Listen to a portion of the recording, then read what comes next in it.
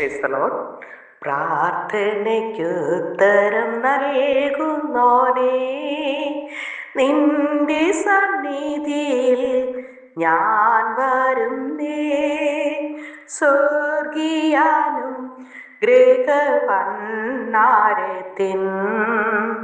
വാതിൽ തുറക്കണമേ.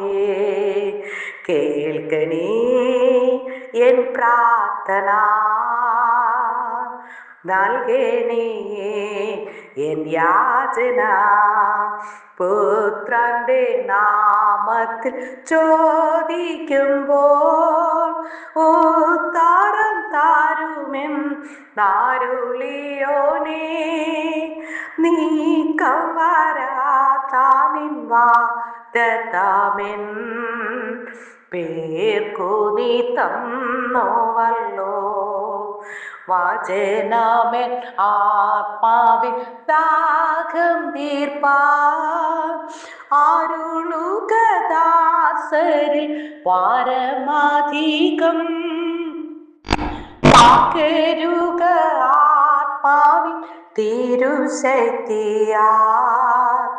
നിറയുവാൻ നിൻ ജനങ്ങൾ.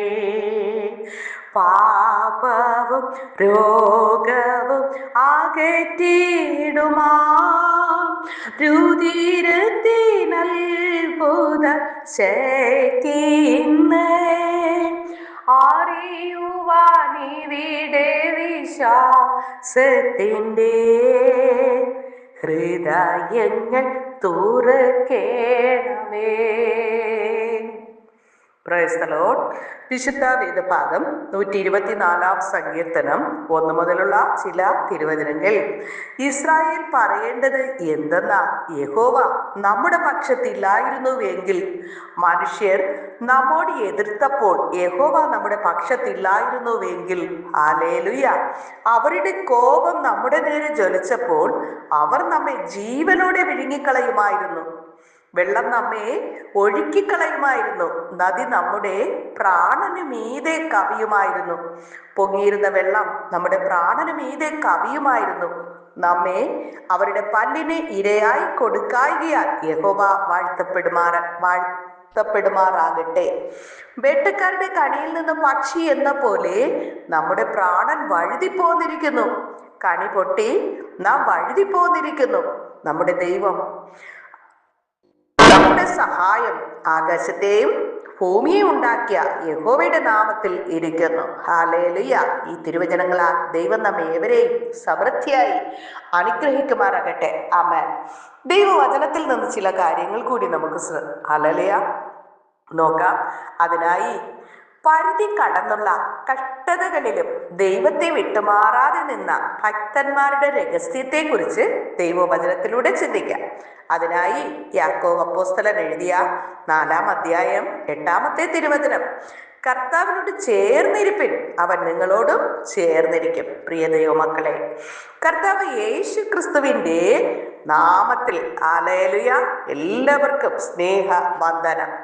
വിശുദ്ധ വേദപുസ്തകം വായിക്കുമ്പോൾ ഒരു വലിയ സത്യം നമുക്ക് കാണുവാനായി കഴിയുന്നു. ദൈവത്തിന്റെ ഭക്തന്മാർക്ക് കഷ്ടത ഉണ്ടായിരുന്നു.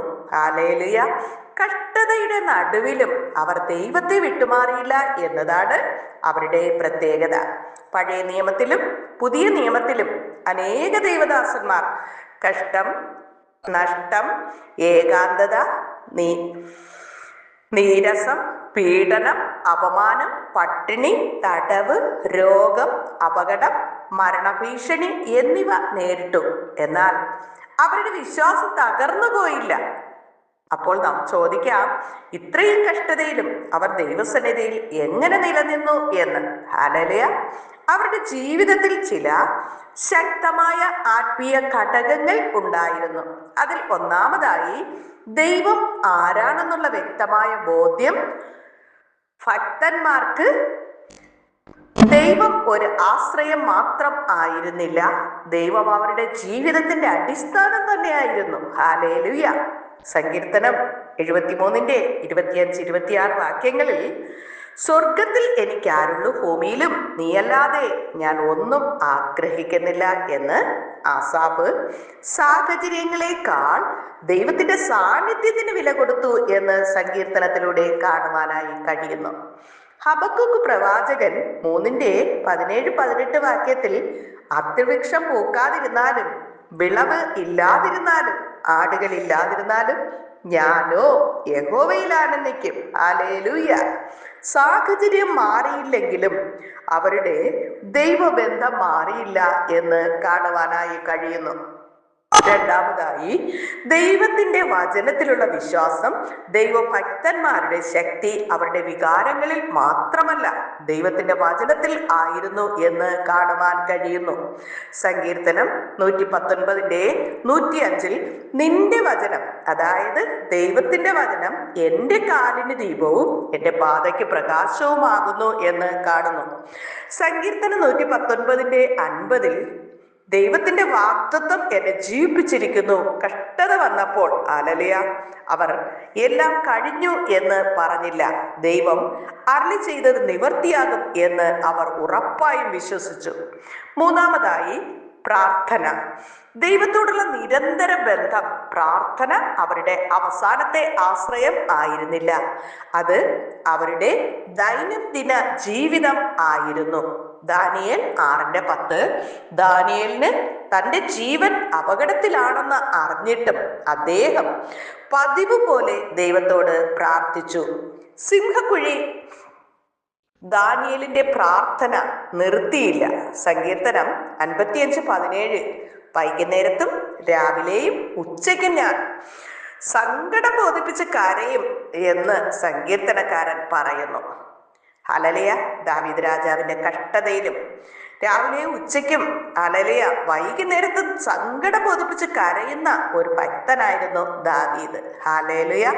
1 തെസ്സലോനിക്കർക്ക് എഴുതിയ ലേഖനം 5:17 ഇടവിടാതെ പ്രാർത്ഥിക്കുന്ന മനുഷ്യൻ കഷ്ടതയിൽ ഒറ്റയ്ക്കല്ല, ദൈവസന്നിധിയിൽ തന്റെ ഭാരങ്ങൾ സമർപ്പിക്കുന്നവനാണ്.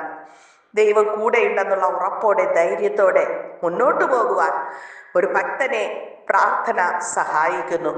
നാലാമതായി, ദൈവത്തെ ഭയപ്പെടുന്ന ഹൃദയം. ഹല്ലേലൂയ. യോസേഫിന് പാപം ചെയ്യാനുള്ള അവസരം ഉണ്ടായിരുന്നു.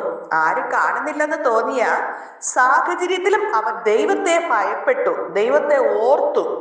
ഉൽപ്പത്തി 39:9 യോസേഫ് പറഞ്ഞു, ഞാൻ ഈ വലിയ ദോഷം ചെയ്ത് ദൈവത്തോട് പാപം ചെയ്യുന്നത് എങ്ങനെ? ഹല്ലേലൂയ. ഇതാണ് ഭക്തിയുടെ ആഴം. മനുഷ്യർ കാണുന്നുണ്ടോ എന്നതല്ല, ദൈവം കാണുന്നു എന്ന ബോധ്യമാണ് അവനെ വിശുദ്ധനായി നിലനിർത്തിയത്. ഹല്ലേലൂയ. അഞ്ചാമതായി, ദൈവ സാന്നിധ്യത്തിന്റെ അനുഭവം. യോസേഫിന്റെ ജീവിതത്തിൽ ഒരു വാക്ക് ആവർത്തിച്ച് കാണുവാനായി കഴിയുന്നു. ഉൽപ്പത്തി 39:2 യഹോവ യോസേഫിനോട് കൂടെ ഉണ്ടായിരുന്നു. അവൻ വീട്ടിൽ വിജയിച്ചപ്പോഴും തടവിലായപ്പോഴും ദൈവം അവനോട് കൂടെ ഉണ്ടായിരുന്നു. സ്ഥലം മാറി, എന്നാൽ ദൈവ സാന്നിധ്യം അവനെ വിട്ടുമാറിയില്ല.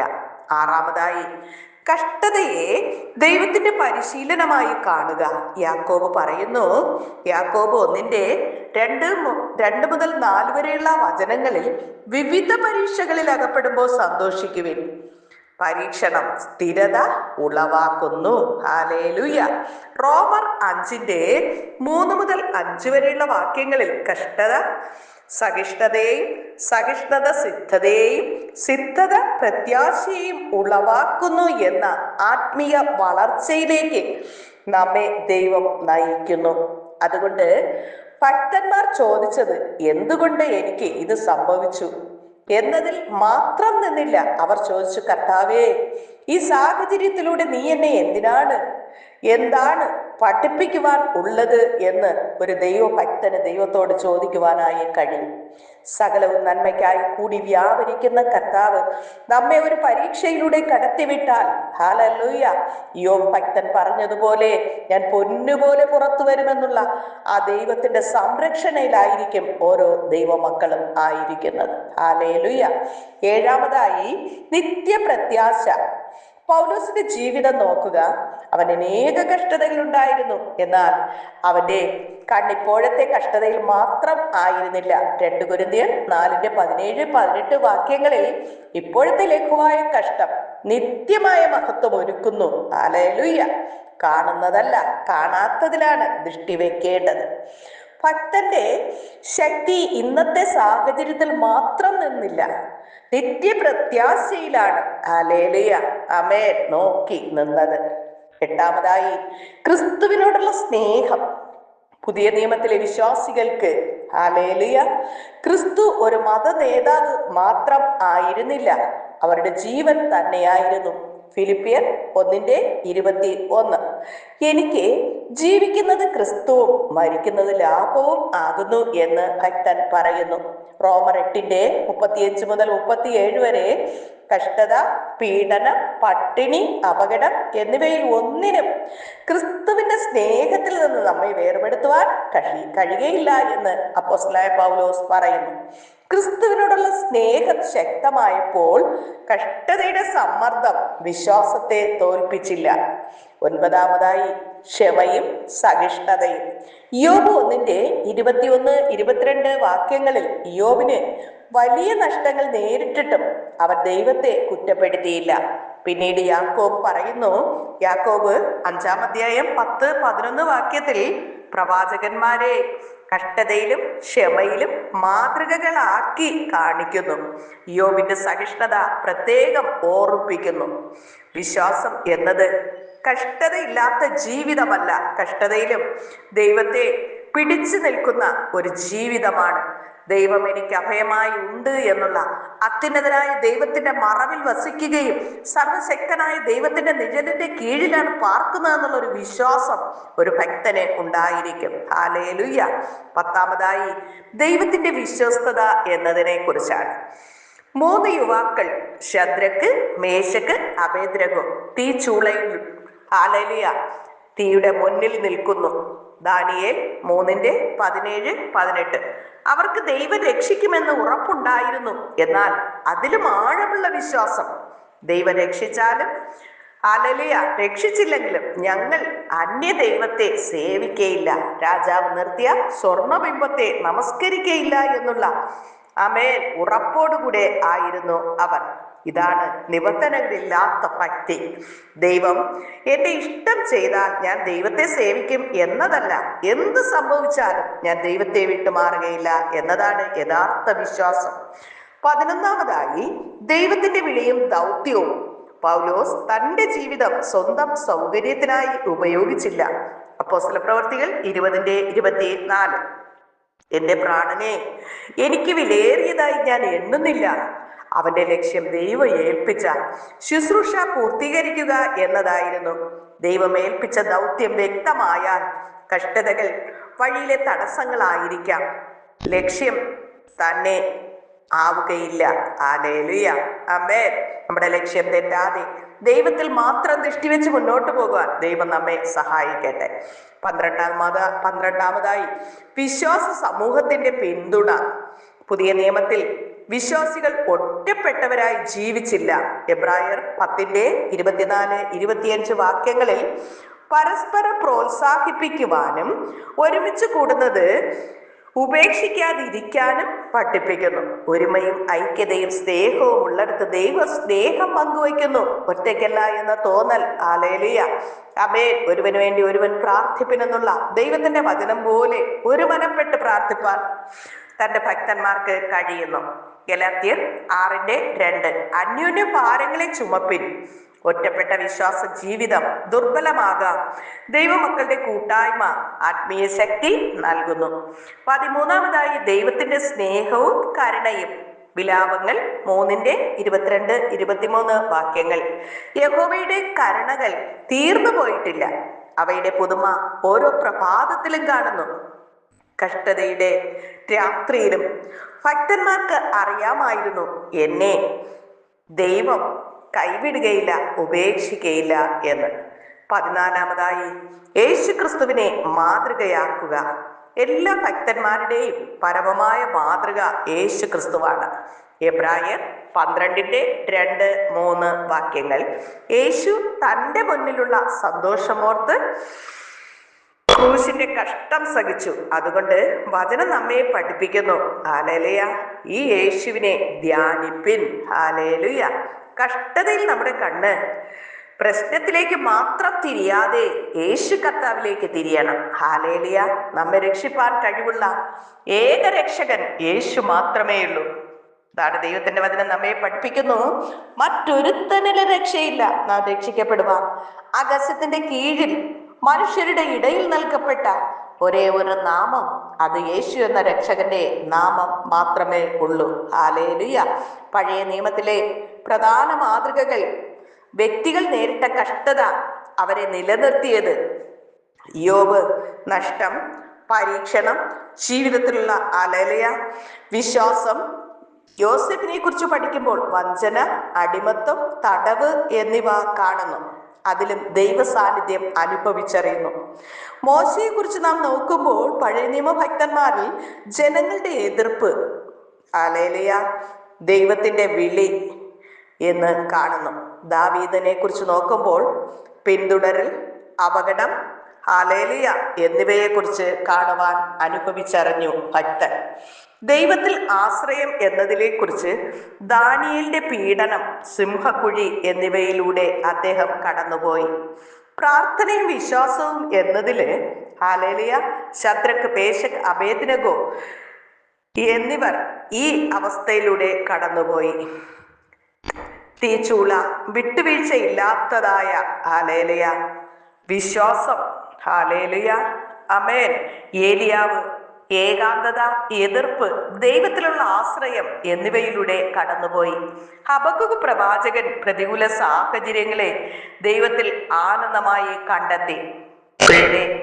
പുതിയ നിയമത്തിലെ പ്രധാന മാതൃകകൾ നാം നോക്കുമ്പോൾ അപ്പോസ്തലൻ പൗലോസ് 2 കൊരിന്ത്യർ 11:23-28 വരെ കാണുമ്പോൾ അനേക കഷ്ടതകളും അപകടങ്ങളും സഹിച്ചു എന്ന് കാണുന്നു.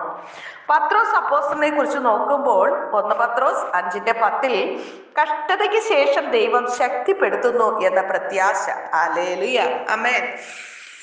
സ്തെഫാനോസിനെ കുറിച്ച് പഠിക്കുമ്പോൾ അപ്പോസ്തല പ്രവർത്തികൾ 7:54-60 വരെയുള്ള വാക്യങ്ങളിൽ പീഡനത്തിനിടയിലും ക്രിസ്തുവിൽ ഉറച്ചു നിൽക്കുന്നു. ഹല്ലേലൂയ. ആദ്യകാല വിശ്വാസികളെ കുറിച്ച് നാം നോക്കുമ്പോൾ അപ്പോസ്തല പ്രവർത്തികൾ 4:29-31 വരെ ഭീഷണിക്കിടയിലും ദൈവവചനം ധൈര്യത്തോടെ പ്രസംഗിക്കുവാൻ പ്രാർത്ഥിച്ചു. ഹല്ലേലൂയ, ആമേൻ. ഭക്തി നിലനിർത്തിയ പ്രധാനമായ 10 ഘടകങ്ങളുണ്ട് ദൈവഭക്തന്മാരുടെ ജീവിതത്തിൽ. ദൈവത്തെ വ്യക്തിപരമായി അറിയുക, ദൈവത്തിൽ വിശ്വസിക്കുക, നിരന്തരമായ പ്രാർത്ഥന, ദൈവഭയം, ദൈവ സാന്നിധ്യ ബോധം, വിശുദ്ധ ജീവിതം, കഷ്ടതയിലും സഹിഷ്ണുത, നിത്യജീവിതത്തിന്റെ പ്രത്യാശ, ക്രിസ്തുവിനോടുള്ള സ്നേഹം, വിശ്വാസികളുടെ കൂട്ടായ്മയും പരസ്പര പ്രോത്സാഹനവും ഒത്തൊരുമയോടുള്ള പ്രാർത്ഥനയും എന്ന് കാണുന്നു. പ്രിയരെ, ഇന്നത്തെ നമ്മുടെ ജീവിതത്തിലേക്കുള്ള ഒരു സന്ദേശമാണ് ദൈവം നമ്മെ കേൾപ്പിച്ചത്. പ്രിയരെ, ഇന്ന് നമ്മുടെ കഷ്ടതകൾ വ്യത്യസ്തം ആയിരിക്കാം. കുടുംബ പ്രശ്നങ്ങൾ, സാമ്പത്തിക ബുദ്ധിമുട്ടുകൾ, രോഗം, ഏകാന്തത, നിരാശ, മനുഷ്യരുടെ തെറ്റിദ്ധാരണ, ശുശ്രൂഷയിലെ എതിർപ്പുകൾ, ജോലി സംബന്ധമായ പ്രശ്നങ്ങൾ, ഭാവിയെക്കുറിച്ചുള്ള ആശങ്കകൾ, ഇവയെല്ലാം നമ്മുടെ വിശ്വാസത്തെ പരീക്ഷിച്ചേക്കാം. എന്നാൽ ഓർക്കുക, സങ്കീർത്തനം 46:1 ദൈവം നമ്മുടെ സങ്കേതവും ശക്തിയും ബലവും കഷ്ടങ്ങളിൽ ഏറ്റവും അടുത്ത സഹായവും ആയിരിക്കുന്നു. യെശയ്യാവ് 41:10 ഭയപ്പെടേണ്ട, ഞാൻ നിന്നോട് കൂടെയുണ്ട്. റോമർ 8:28 ദൈവത്തെ സ്നേഹിക്കുന്നവർക്ക്, ഹല്ലേലൂയ, നിർണയപ്രകാരം വിളിക്കപ്പെട്ടവർക്ക് തന്നെ സകലവും നന്മയ്ക്കായി ദൈവം കൂടി വ്യാപരിപ്പിക്കുന്നു. ഹല്ലേലൂയ, ആമേൻ. യാക്കോബ് 4:8 ദൈവത്തോട് അടുത്തു വരുവിൻ, എന്നാൽ അവൻ നിങ്ങളോട് അടുത്തു വരും. പ്രിയരെ, ഭക്തന്മാരെ നിലനിർത്തിയത് കഷ്ടതയുടെ അഭാവമല്ല, അവരെ നിലനിർത്തിയത് ദൈവവചനത്തിന്റെ ശക്തിയാണ്. പ്രാർത്ഥനയുടെ ശക്തി, ദൈവ സാന്നിധ്യത്തിന്റെ ബോധം, ദൈവത്തിലുള്ള വിശ്വസ്തത, ക്രിസ്തുവിനോടുള്ള സ്നേഹം, നിത്യപ്രത്യാശ, പരിശുദ്ധാത്മാവിന്റെ സഹായം, വിട്ടുവീഴ്ചയില്ലാത്ത വിശ്വാസം എന്നിവയാണ്.